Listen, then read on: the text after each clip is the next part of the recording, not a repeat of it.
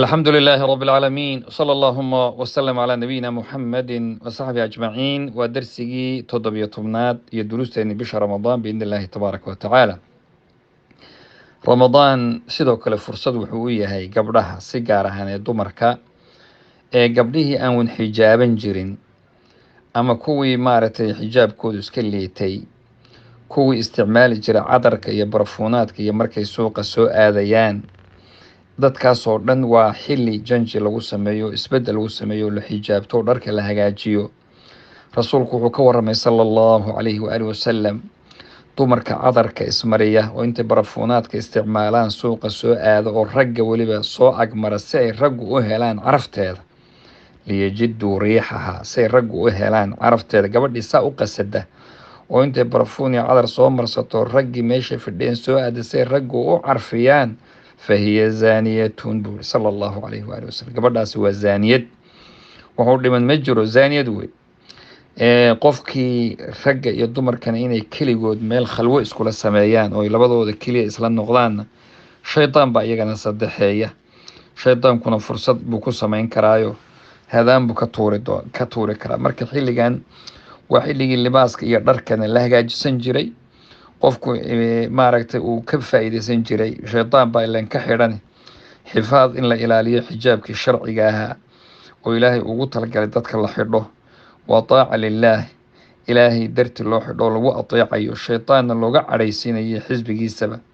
Ramadaan sidoo kale fursad wuxuu u yahay dadka da-da yar oo ama laga yaabo taleefanada inay maanta dhan isku wacaan, ay ka sheekeeyaan wax aan jirin, ama jacayl laga yaabo inuu been yahay, ay ka sheekeeyaan cishqi iyo waxaan jirin meesha uu soo gelayo, kulligiina laga yaabo been inuu yahay, dajalun waftiraa, talaacubun bilmashaacir walcawaatif, lagu ciyaarayo dadka dareenkoodii lagu ciyaarayo.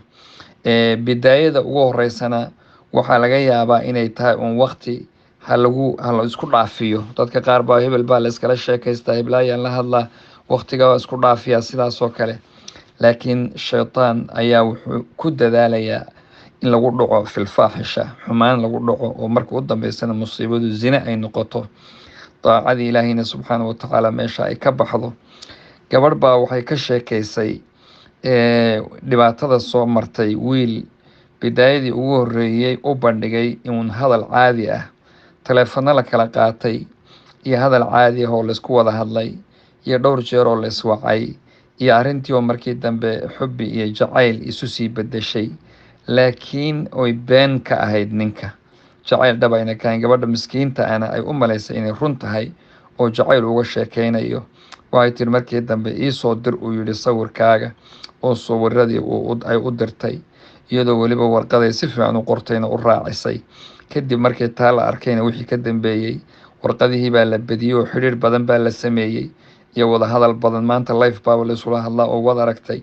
Marka kadibna wuxuu maaragtay ka codsaday inay bal maalin baxaan oo waxoogaa soo warwareegaan, suuqa laysla aado, makhaayad la aado, laga soo wada casheeyo. Waan diiday tiri, xoog baan u diiday, laakiin wuxuu igu handaday inuu sawirkaygii hayo, siduu rabana uu ka yeelaya haddaan diido. Marka waxay tiri gabadhi waa raacay. Waxaa intaa kasii daran, wuxuu sajili jiray, uu duubi jiray, codkeedana wuu duubi jiray. Marka wuxuu maalin dambana ka codsaday haddana aan baxno. Waxaan idhi bay tiri waan diiday. Wuxuu yidhi codkaagii baan hayaa, waana sii daynayaa. Maanta wadaarta waxa baraha bulshada yaacaya, hebel baa hebel cod ka duubay, hebel baa hebel soo qarxiyey, hebel baa kan soo sameeyey.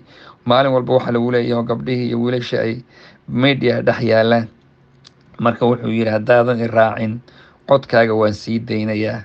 Marka waxay tiri anigoo baqayo codkayga in la sii daayo ayaan raacay, laakiin markaan damba maxay noqotay, waan soo noqday bay tiri, walaakin waana axmilu lcaar. Marka waxaan laakiin xambaarsanaa bay tiri ceeb baan markii dambe waday. Ceeb maxaa weye?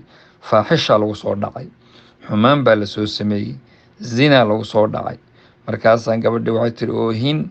Marka waxaan idhi azawaaj alfadeexa, war waa la fadeexadoobay, aan isguursano. Markaasaa wuxuu yidhi bikulli suhuulatin waxtiqaarin wa sukhriya, si sahlan ayuu ugu jawaabay. Wuxuu yidhi ana laa atasawaju faajira, anuu gabadh ee faajirada oo xun ma guursado. U fiirso inay gabadhan noqoto gabadh xun oo zinaysata isagaa gaadhsiiyey.